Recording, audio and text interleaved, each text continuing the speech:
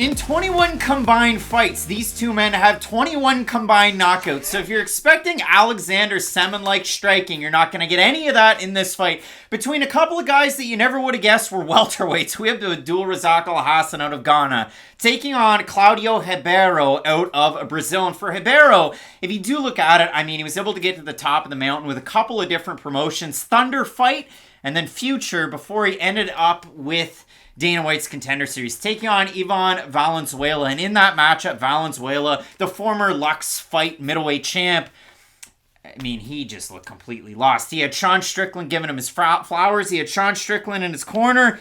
And Matt, in that fight, Sean Strickland, you can hear say, cut off the cage. Get ready for those big hooks. They're coming. And then as soon as he says that, he gets hit by the big hook and knocked out. And Ribeiro gets the win. Dana White was all over it, signing him.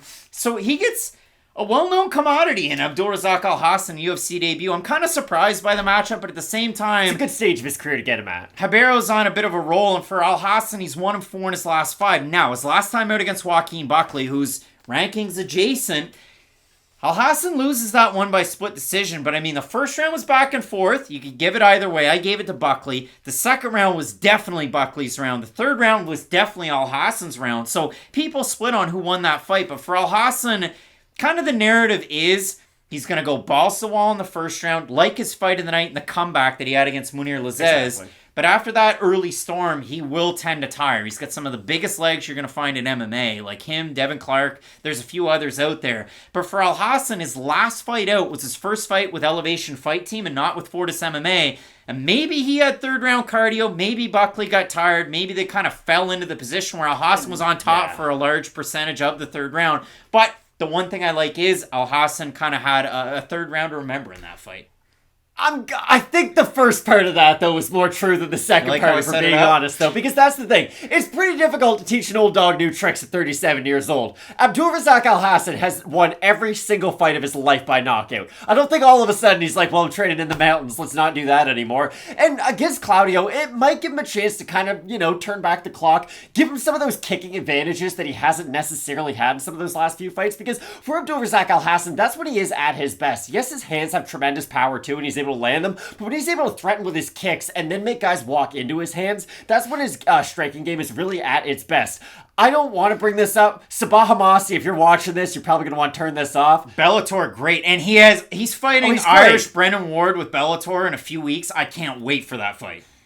Abdulrazak Alhassan probably keeps that man up at night, though. They did the BS like, hey, it was an early stoppage the first time. Yeah, like, hey, you want to do it again like a month later? And Abdul was like, yeah, I would love to. And he did look really good in those matchups, but that is the problem. If he's not able to start you with that one big storm, he does leave a lot to be desired afterwards. And I kind of joked about this before we started filming, but it was true. I was going back watching some Abdulrazak Alhassan fights, because, it's been a while. I'm not keeping up on Abdulrazak Alhassan. And I started to watch the Jacob Malkoun fight, because I had forgot kind of how it went.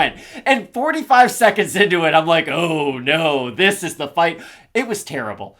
I just wonder if Alhassan is going to have any lasting power after he is able to expend himself. Because if Claudio does close the distance, if he is able to make it more of a boxing fight than a kicking fight, I think Alhassan's going to really struggle with some of those ranges. I have no idea what Claudio Ribeiro is going to be in the UFC. And honest to goodness, I didn't know what we were going to get on Dana White's Contender Series. I knew about the hooks, like Sean Strickland did, and I knew how powerful he could be. But then I went back and I started watching Claudio Ribeiro fights. And if you do look at it, I mean, he started in dance and then he went to boxing. Like, he's Mickey Rourke, like, just out there making Vasily Lomachenko did that. Or Vasily Lomachenko. But that's how Ribeiro got involved in boxing, combat sports, and then to a further extent, MMA. But I looked through all of this and I thought, okay, he keeps his hands at his chest and he doesn't really shell up defensively. He walks into guys and he gets hit a lot. And then he likes to clinch up, but he has no plan once he clinches with any of his opponents. He's not good in the clinch. He doesn't throw knees. He doesn't throw punches. He then goes for his takedowns, but he doesn't have good takedown offense. He has bad takedown defense, Claudio Ribeiro. If you watch his fights, his takedown defense is bad. Now, he does kind of have a good move to get his legs kind of outstretched as far as he can, because he has a really big frame. 4 inches in reach in this matchup, 3 inches in height, and he does have that good first move. But once he gets taken down, he can struggle. Against Alhassan, It's 50-50 whether he decides he's going to wrestle or he doesn't. It all depends. If you're a better wrestler, you're going to take him down. If he's a better wrestler, he'll take you down. He had success against Joaquin Buckley. Alhassan could have success like that against Ribeiro. But the thing that scares me is Ribeiro has really good movement on the feet, kind of like Michel Pereira. He's a fluid mover. Yeah, he does dance through it. He moves his hands. He keeps his feet moving. His head doesn't move. Think about how electric a dance floor would be with Claudio and Johnny Walker. Hide your girl. I don't know what to say, Matt. I mean, all I will say is that going back and watching Ribeiro fights are really fun, and I'll throw it up there on screen because I went back and watched his last fight against Albuquerque. And Albuquerque, you know, some Brazilian promotions, they don't go by your last name, they go by your nickname. So Claudio Ribeiro versus Albuquerque. Matt, I'm going to bring my Shazam up on the screen. I'm going to show people my Shazam because I Shazam Claudio Ribeiro's fight song. And I'll go through some recent Shazams that I have so people can kind of get what I'm listening to. Mine Forever by Lord Huron. That's a pretty good song.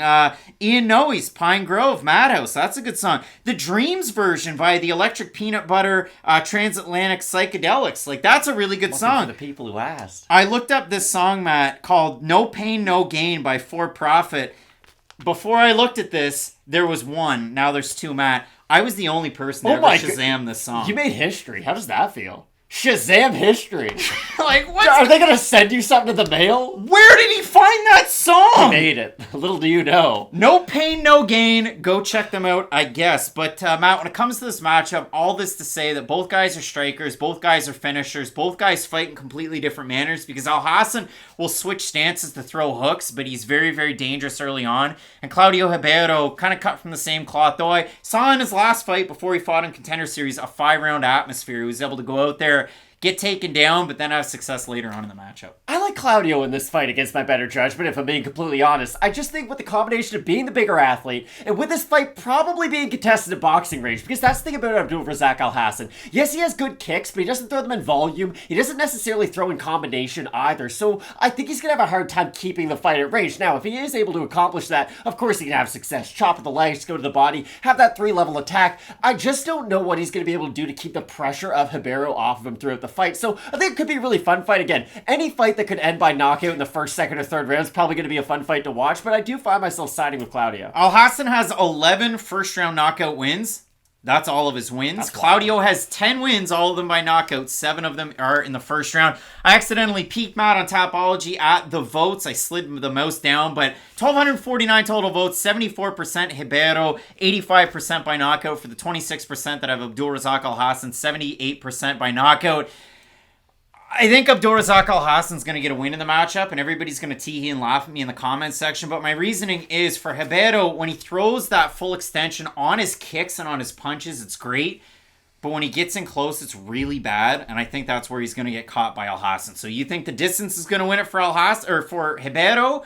And I think the close nature can win it for Alhassan, but either way, I assume somebody's going to get finished in this fight. Yeah, like everybody hates MMA judging right now. This is a fight that cures that problem. We're not going to have to worry about it whatsoever. So I'm really excited to watch this one again. Is the winner then going to fight Alex Pereira? Probably not, but it's going to be a great fight for as long as it lasts. Should be a great fight. I've also Shazam songs like Texas Sun by Leon Bridges. Go check that one out. Came out like 4 years ago. Some big-time fights in the UFC's middleweight division. This is headlined by a couple of big-time middleweights and Nasruddin Imavov and Kelvin Gastelum. Make sure you check out the videos here on the channel. Keep it locked in with Fight Night Picks, we always say. Let's get into it.